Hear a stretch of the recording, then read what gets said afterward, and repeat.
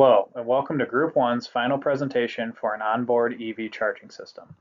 Collaborating on this project are John Bellapatrick, Emma Heaton, Ramon Howe, Kayla Singleton, Dylan Tabalon, and Benyamin Yang Jing Yap.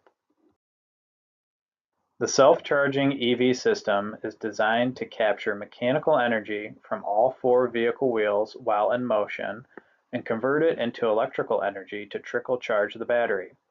The system consists of three main subsystems: wheel-mounted energy capture units, a battery transfer case for energy conversion and storage, and electrical wiring components to deliver power to the res. Key design variables include harvesting schedule, gear ratio, capture torque, transfer efficiency, voltage, and wiring capacity, all constrained by factors such as wheel speed, motor weight, thermal limits, and battery specifications. The subsystems work together by capturing energy at the wheels, converting it in the transfer case, and safely delivering it through the wiring system to recharge the vehicle's battery. While not intended to replace conventional charging stations, this system helps reduce energy consumption and costs for EV owners, while providing additional driving range and enhancing overall vehicle efficiency. For system boundary, we decided to include the energy capture units, transfer case, wiring, and battery interface. However, we did exclude the internal battery electrochemistry, the traction drive system, and the external charging source. Our inputs for our system was wheel motion, wheel speed, ambient temperature, and charging requirements, with our outputs being recovered electrical power, charging voltage or current, and the energy delivered to the Renewable Electricity Support Scheme, or RESS. Some of our coupling variables from subsystem 1 to subsystem 2 was captured mechanical or electrical power. Subsystems 2 to 3 was the output voltage and transfer power. And subsystem 3 to the battery interface was the delivered charging power and current, with our main linking variables being captured power, transfer power, output voltage, and current. And here we have a depiction of our system as a whole. We denoted it by color, with red being subsystem 3 or the wiring, green being the power converter or subsystem 2, and blue being subsystem 1 or the energy captured at the wheels. While we successfully proved our subsystem design feasibility, this may not necessarily translate to a compatible system, which we'll review later in the presentation. The system design balances all our system interaction, and our final objective is battery charging power, not subsystem performance. Therefore, the design problem had to be formulated at the system level to account for the coupling between subsystems and identify a globally feasible optimum. These are the parameters and variables for our system. All the design variables were treated as continuous variables. Harvesting schedule is defined as what the conditions are necessary to extract energy. Gear ratio keeps the generator in its efficient operating band across vehicle speeds. Capture torque is the maximum capture torque per wheel, or how hard the system loads a wheel to extract energy. Our constraints were chosen based on safety and equipment reliability. Our system objective function was to maximize the electrical power delivered to the battery, with the negative null form of that being the minimization of power lost to the battery. Some of our trade-offs were seen with thermal and speed limits, as well as current temperature and weight, as well as the feasibility of wiring and the efficiency of equipment.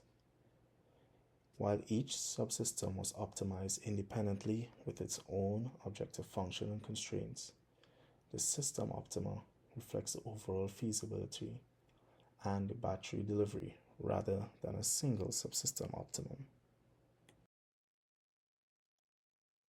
Continuing with the optimization model, this slide shows the main system equations and constraints in negative null form.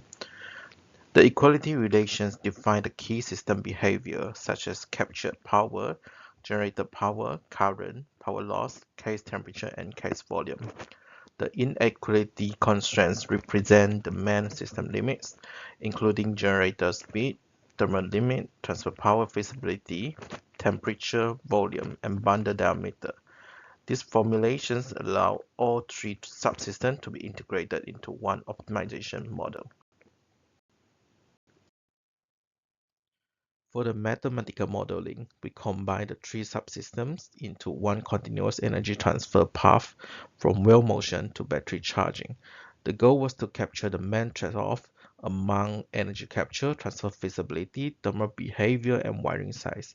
We assume constant wheel speed, constant efficiencies, constant ambient temperature, constant thermal resistance, and steady state power transfer. These assumptions were made to keep the model simple enough for system-level integration while still preserving the main engineering interactions. The modeling steps were: first, define the design variables, then compute the intermediate variables. After that, evaluate all subsystem and coupling constraints. Finally, calculate the battery charging power and optimize the feasible delivered power. This slide summarizes the key intermediate variables used in the system model. These include wheel angular velocity, capture power, generator power, current, power loss, case temperature, case volume, bundle diameter, and battery power. These variables connect the subsystem behavior to the overall system objective and determine the visible charging power delivered to the battery. We implemented the model in MATLAB using fmin_con for constrained nonlinear optimization. This method works well because our problem has continuous variables, nonlinear relationships, and multiple constraints across coupled subsystems. We also considered global methods, but chose fmin_con for its efficiency and ability to handle system-level constraints. All runs converged to the same solution, delivering 5 kilowatts to the battery, which is useful for supplemental charging but not full charging. However, this result isn't physically achievable since it goes beyond what the subsystems can realistically deliver. The optimizer found a mathematical solution that violates subsystem limits. Parameter sensitivity analysis was performed by modifying each parameter by plus or minus 10% to see effects on the system model performance. Shown on this slide are the parameter values resulting from the analysis. Number of wheels must be 4 and wire diameter must be 00 AWG and were not included in the analysis. Shown on this slide are X and F star results for both the parameter and constraint sensitivity analysis, varying each value by plus or minus 10%. The sensitivity analysis did not affect results since the model converges to an infeasible solution due to the interaction between subsystems. When comparing the subsystem optimization results to the system-level optimization results, we find something interesting. The system-level optimization converged to 5,000 watts for power to battery, as seen on the table at the far right. However, when you compare it to the subsystem optimizations, we can see that the system-level solution is higher than both the subsystem 1 and 2 optimization results, which were 2,840 watts and 1,900 watts respectively. We also observed that the capture torque at the system level came out to 10 newton meters, and the optimized capture torque at the subsystem 1 level was 8.5 newton meters. Finally, we see that at the system level, transfer power is exactly equal to power to the battery, which seems peculiar by itself, but when you compare that to the subsystem 2's transfer power being 100 watts greater than its power output, which means it's properly indicating some sort of power loss, that means we can tell that there is an issue somewhere in the system level optimization or model. In conclusion, our initial attempt converged to an infeasible point.